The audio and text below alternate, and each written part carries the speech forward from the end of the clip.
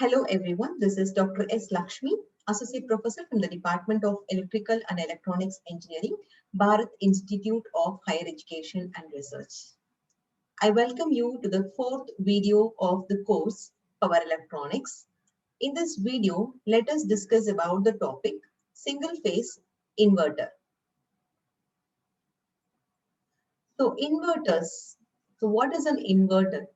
So inverters are nothing but a AC converter that converts a DC input to a AC output with variable frequency and amplitude. So depending upon the requirement, we can control the output AC voltage, the amplitude as well as the frequency. So our input will be a constant DC input and our output will be a single phase AC output if the converter is a single phase voltage source inverter.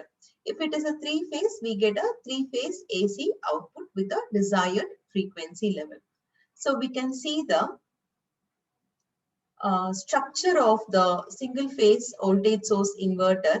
So we can see the input is a constant DC input and our output is a sinusoidal output. So this amplitude and the frequency of the obtained output can be controlled by varying the turning on and off of the switches connected in the inverter circuit. So broadly, we can classify voltage source inverter into two types. One is single phase voltage source inverter and the other one is three phase voltage source inverter. And one more type of inverter we have, that is current source inverter. So first let me tell you about voltage source inverter and current source inverter. So voltage source inverter is one in which the DC source has very small or negligible impedance. So the input impedance will be very less in case of the voltage source inverter. And in a voltage source inverter, the input voltage will remain constant irrespective of the changes in the load. So our input voltage alone be maintained constant, whereas the input current can change by varying with respect to the variation in the load parameters. Whereas current source inverter is fed with the adjustable current from a DC source of a high impedance. So it clearly implies that our current source inverter has a high input impedance value. So why we have a high impedance value? In order to maintain a constant DC input current. So here in a current source inverter, our input current is maintained constant irrespective of the variation in the load. So that is the meaning. So this is about the voltage source inverter and the current source inverters. I am repeating once again. So we can see the block diagrams of voltage source inverter and current source inverter. So in a voltage source inverter, always in a voltage source inverter, the input to the circuit, that is the power circuit, is fed through a capacitor connected across the source. So the purpose of this capacitor is to maintain a constant DC input voltage irrespective of the variation in the load side. So that is about voltage source inverter. So here it has a negligible input impedance. The input voltage is maintained constant irrespective of the variation in the load parameters. Coming to the current source inverter, so we can see that always in a current source inverter, we have a inductance connected in series with the input side. So this is for maintaining a high input impedance. So it gives a high input impedance. The purpose of this inductor is to maintain a constant DC current at the input side irrespective of the variation on the load side. But here the voltage, the input voltage may change in a current source inverter, and similarly in a voltage source inverter, the input current may change. So broadly we will be classifying inverter into two types. Depending upon the type of the power circuit, it is classified as voltage source inverter and current source inverter. So in today's video, we will be discussing about voltage source inverter in detail. So voltage source inverter, again, it is classified into two types. One is single phase voltage source inverter, and the other one is three-phase voltage source inverter. So a single phase voltage source inverter converts a constant DC input into a variable sinusoidal AC output voltage, single phase AC output voltage, and in a three-phase voltage source inverter, my output voltage will be a three-phase sinusoidal AC voltage. Of course, what we get initially is a square output, and we do some filtering, add some filtering components into the circuit in order to make it a sinusoidal output. So actual output from a voltage source inverter is a square output. Before going into the working operation of a voltage source inverter, let us see the applications of a inverter. So where these inverters are mainly used. So first one is, it is mainly used in adjustable speed AC drives. So mostly for speed control of AC motor, we go for a inverter circuit, induction heating, standby aircraft power supplies, UPS for computers, high voltage DC transmission lines, and very commonly used one is the inverter what we are using at home. So these are some of the applications of a inverter. So here we can see the tree diagram of an inverter. So the inverter topologies are broadly classified into two types. One is square wave inverter. So the voltage source inverter comes under this classification, the square wave inverter. The other one is PWM inverter. PWM inverter is opting any one of the techniques of PWM control for converting DC to AC. And the classification, as we discussed earlier, it is single phase and three phase under a voltage source inverter. Single phase voltage source inverter is again classified into two types: center tapped single phase voltage source inverter and full bridge voltage source inverter. This is half bridge and the other one is full bridge. So half bridge, we usually call it as center tap or midpoint configuration. And the other category is three-phase voltage source inverter. This three-phase voltage source inverter is classified into two types. One is 180-degree conduction mode and the other one is 120-degree conduction mode. So let us discuss about single-phase half-bridge voltage source inverter. So this is otherwise called as midpoint configuration or center-tapped configuration. So as I said earlier, voltage source inverters are always fed through a capacitor connected across the input DC source.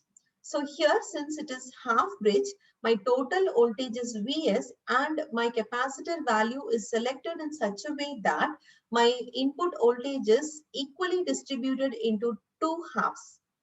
The top one is Vs by 2, the bottom one is Vs by 2. And for a half bridge inverter, we have two main switches connected. So we have named these two switches as Q1 and Q2.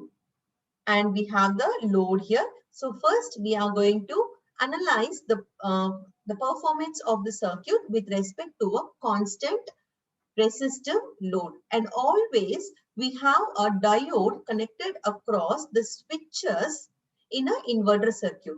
So the purpose of this diodes connected anti-parallelly across these switches are, it is just to give a path, just to give a path for the energy storage in the load side. Say for example, if we have some energy storage on the load side, the energy should be discharged from the load side when the switches are off.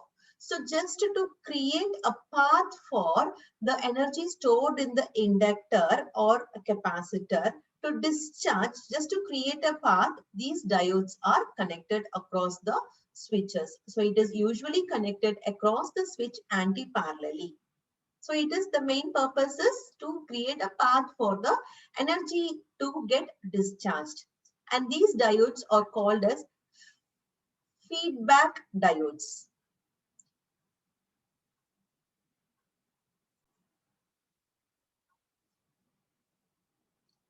So let us see how the DC input is converted to a single phase AC output. So first, the first condition, step one. Step one is turning on the switch Q1. I'm repeating once again, if there is no energy storage elements on the load, there is no need of this diode. This diode will not do anything. It has no purpose if there is no energy storage elements. It comes into action only if there is a energy storage element on the load side. So first let us see how it works. So now let us assume that the switch Q1 is turned on and Q2 is turned off. Here our input voltage is exactly divided into two halves, Vs by 2 and Vs by 2. So first Vs by 2. So this Vs by 2 voltage. So from this Vs by 2, current takes a path in this way as it is shown here in the diagram. So from Vs by 2, Q1, load, C2, negative of the supply. So that time we can see that the current flows in this direction, that is from right to left. Towards left the current flows.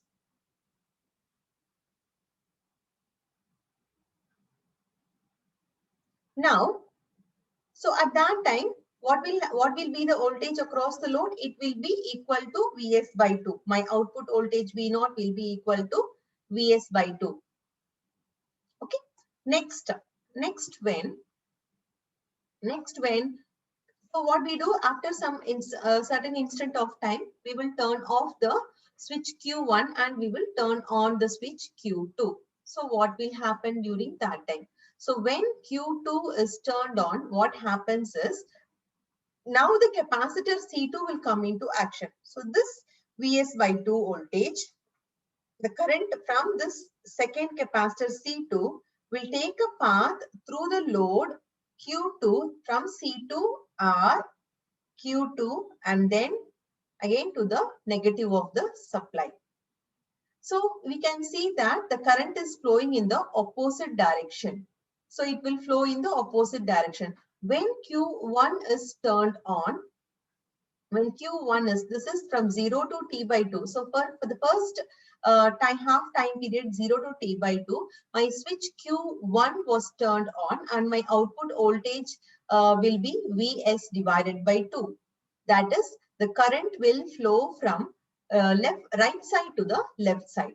Then once it reaches T by 2, or once I turn off the switch Q1 and I'm going to turn on the switch Q2. So when the switch Q2 is turned on, what happens is the voltage, we get a negative voltage across the load. So that time the current will flow in the opposite direction, that is from the left side to the right side. So till it reaches some instant of time. So this on and off we can control by an external circuit. So the total on plus off time. So this is a total time period and 1 by T will give us the frequency. So we can adjust the on and off time depending upon the requirement of the frequency. And similarly, we can also control the amplitude of the output voltage depending upon the requirement of the application. And the RMS voltage. So we can see that this the voltage can be derived by the expression 2 by T, because we have two different pulses for whole time period T, isn't it? So one pulse for the positive half cycle and one pulse for the negative half cycle. So it is totally two switches connected, and two switches are operated with the various variable gating signal. So it should be 2 by T integral of 0 to t by 2. So we get an output voltage from 0 to t by 2. 0 to t by 2 Vs square by 4. That is Vs by 2 the whole square. Because we get only Vs by 2 on the positive side and Vs by 2 on the negative side. So it should be Vs by 2 the whole square. That can be written as Vs square divided by 4 dt, and it is all under the square root because we are going to derive the RMS voltage. If it is average output voltage, what will be the expression? It will be 2 by T, 0 to T by 2, Vs by 2 dt. That's it. So we get an RMS output voltage of Vs divided by 2. So this is the RMS output voltage of a single phase voltage source inverter with a purely resistive load. It is a half bridge inverter because we get only half of the input voltage on the load side during each half cycle. So next topic is single phase full bridge inverter. So why we are increasing the complexity of the inverter or converter, whatever it is, more the number of switches we are using, of course, the converter or the power circuit becomes bulky. But still, more the number of switches, better is the quality of control. So in a half bridge inverter, we get only half of the input voltage on the load side on each half cycle. Whereas in a full bridge inverter, we get the full voltage on the load side during each half cycle. So just for improving the quality of the output we are getting and to improve the quality of control, we have developed half bridge inverter into a full bridge inverter. So here we have just doubled the number of switches we are using.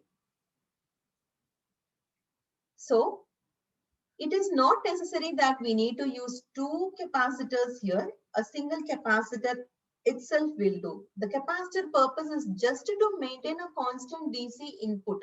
That's it. So it is not necessarily it should be Vs by 2, Vs by 2. It can be just a single capacitor that gives the actual input voltage to the power circuit. So that will do. So the converter, the switches are connected in this fashion: Q1, Q2, Q3, and Q4. Or any numbers you can do, that is depending upon the person who is designing the circuit. And across each switches, we have a diode connected anti-parallelly. So this was also explained earlier. So the purpose of this diode is to just to give a path for discharging the energy stored in the load. That's it. The purpose is that only. We call those diodes as feedback diodes. So what happens in the step 1? First step 1, what we are going to do, as I said, we are going to give external gate pulse to the switches for turning on and turning off. So first what we will do is we give the gate pulse for the switches Q1 and Q2 at the same time. So what happens? The total voltage Vs takes the path through the switches Q1 and Q2 and to the load. So from plus Q1 load, Q2 negative of the supply. So now I am just talking about if the load is a pure resistive load. So Q1 load, Q2 negative of the supply. So there is no energy storage elements here. So what happens? The current will flow from left side to right side. The current will flow from A to B. In this direction, it will flow. So after some time, what I'm going to do, I will turn off the switches Q1 and Q2. So till it reaches some time instant, let us say it as T by 2. So once it reaches T by 2, I will turn off the switches Q1 and Q2, and then I will turn on the switch Q3 and Q4. So what happens? This plus Vs will take the path through from plus Vs, Q3, load, Q4, negative of the supply. So that time what happens? The current will flow in the opposite direction, that is from B to A. So first when Q1 and Q2 are on, the current flows from A to B and the voltage is plus Vs. And when Q3, Q4 is turned on, the current flows from B to A in the opposite direction and my output voltage is minus Vs. That is all it is explained here. So of course, my output voltage can be easily derived in the same way. So it will be 2 by T integral of 0 to T by 2 Vs square dt. So your output voltage will be equal to Vs only. So that's all about half bridge and full bridge inverter. So next coming to PWM technique, which is the major technique followed in inverter. So PWM or pulse width modulation. PWM is nothing but the abbreviation of pulse width modulation technique. So pulse width modulation or PWM technology is used in inverters to give a steady output voltage of 230 volts or 110 volts AC respective of the loads. So the inverters based on the PWM technology are more superior than the conventional inverters. And the use of MOSFET in the output stage and PWM technology makes the inverters ideal for these type of loads. And also the PWM inverters have additional circuits for protection and voltage control. So these are some of the benefits of using PWM technique in an inverter circuit. So the objective of this PWM technique is to control the output voltage of the inverter and to give a better quality of output. That is, of course, we have to reduce the total harmonic distortion. So how we are going to arrive this technique? How we are going to implement this technique for a inverter? So the control of inverter output voltage is based on the three parameters. The PWM frequency is same as the frequency of the triangular voltage. That is, we will use a carrier waveform here for controlling the inverter. So that we call it as V triangular. The PWM frequency is of course same as the frequency of the carrier pulse. The amplitude is controlled by the peak value of V control and the fundamental frequency is controlled by the frequency of the V control. So these are some of the controlling parameters of the inverter output voltage. And based upon techniques, so the PWM is classified into many number of techniques. The most common techniques used are single pulse width modulation, multiple pulse width modulation, sinusoidal pulse width modulation, and modified sinusoidal pulse width modulation. So these are some of the control techniques of PWM.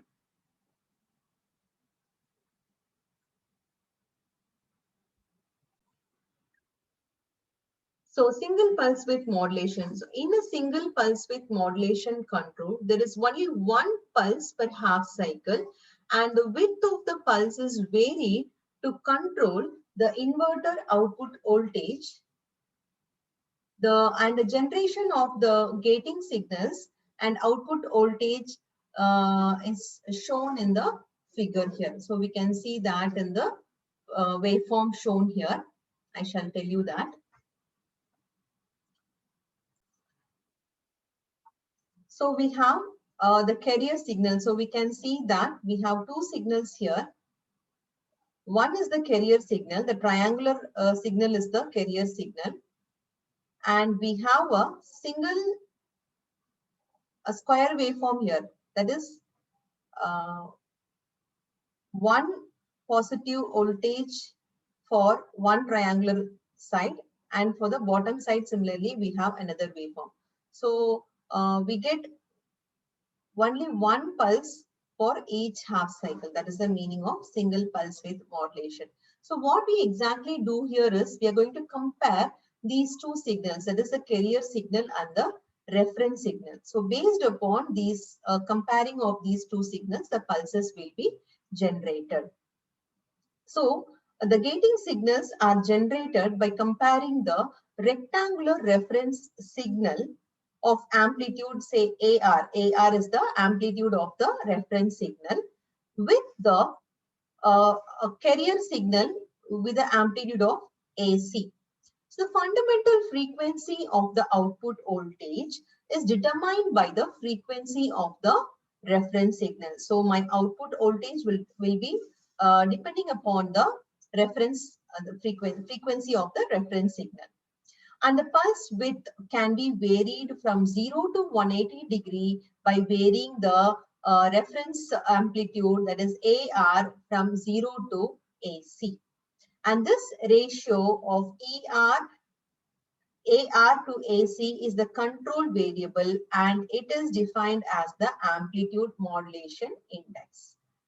So the modulation index is given by the equation AR by AC.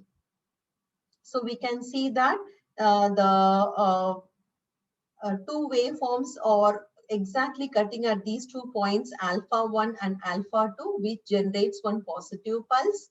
And similarly, in the negative side, it is cutting at these 2 points, and these two will generate the another pulse.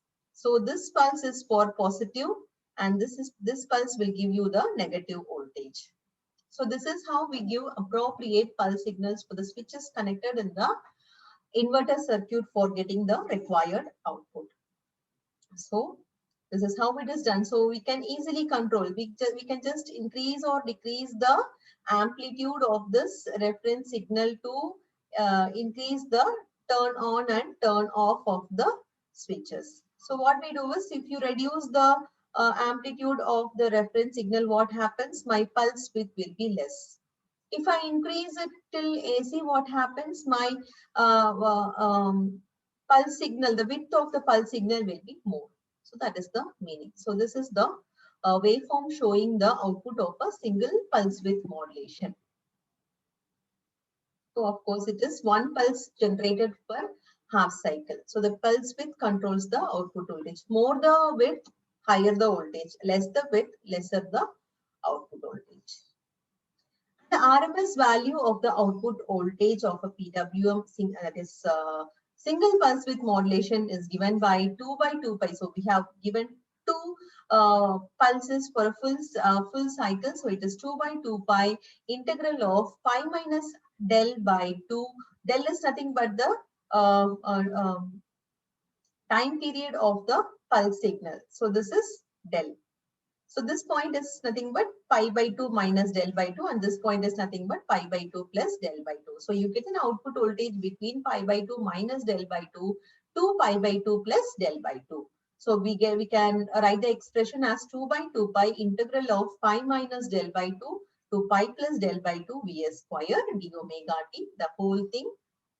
I mean square root of the whole thing, because this is the RMS value of the output voltage. You know what is the difference between RMS voltage and the average output voltage.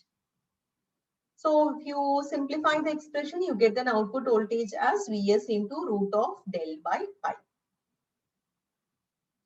Next one is multiple pulse width modulation. So in this multiple pulse width modulation, we get several pulses in a half cycle. So here in the previous case, we get only one pulse. So harmonics is more in case of a single pulse width modulation. Of course, the control is easy. The circuit complexity is very minimal, but still the quality of the output voltage is not much better in case of a single pulse width modulation. That's why we go for a multiple pulse width modulation.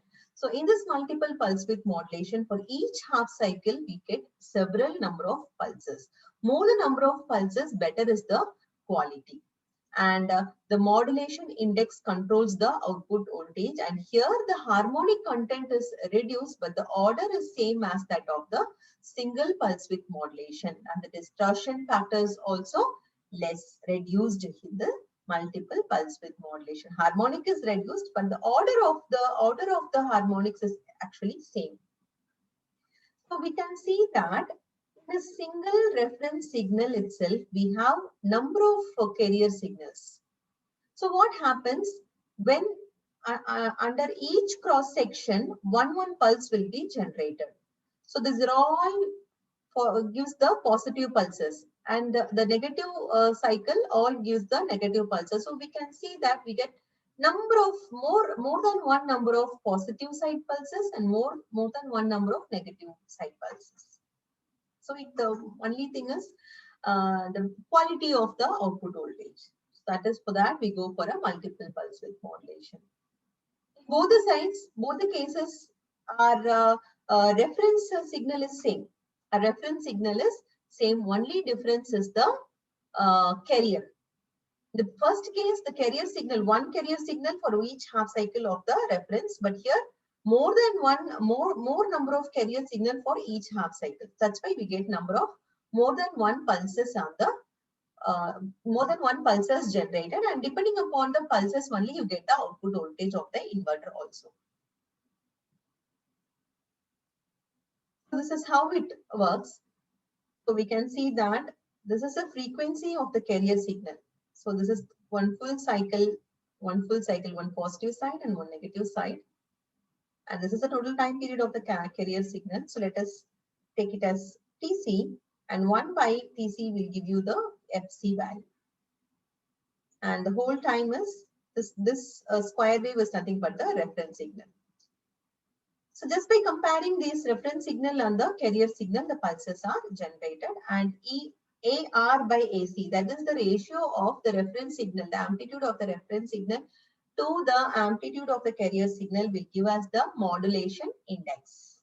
And by controlling the modulation index, we can get the desired output voltage.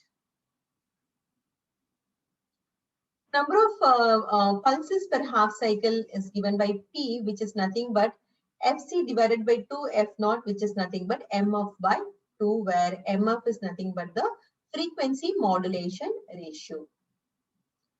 The RMS voltage, the RMS value of the output voltage for a multiple pulse width modulation can be written as P by pi. That is, we can just remove this 2 by 2. This P by pi integral of pi by p minus del by 2 to pi by p plus del by 2 into Vs square dt, the whole of the square root of the whole thing. So after simplification, we get Vs into root of p into del divided by pi. So p is nothing but the number of pulses per half cycle. So in our case, it is 1, 2, 3, 4, 5. So our p value is going to be 5. And del is nothing but the pulse width of each pulse. The width of each pulse is nothing but del.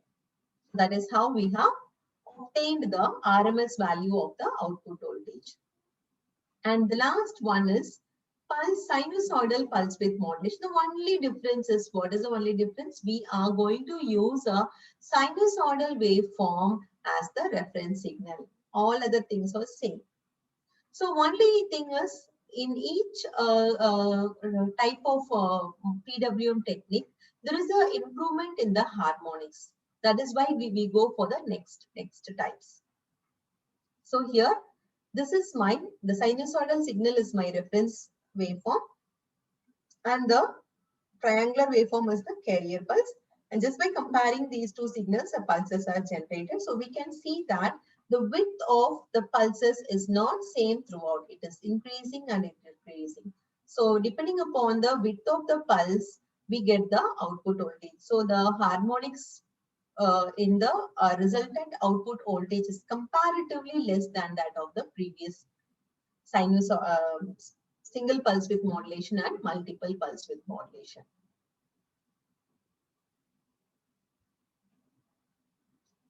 And the modulation index is calculated as the ratio of the amplitude of the reference signal to the carrier signal.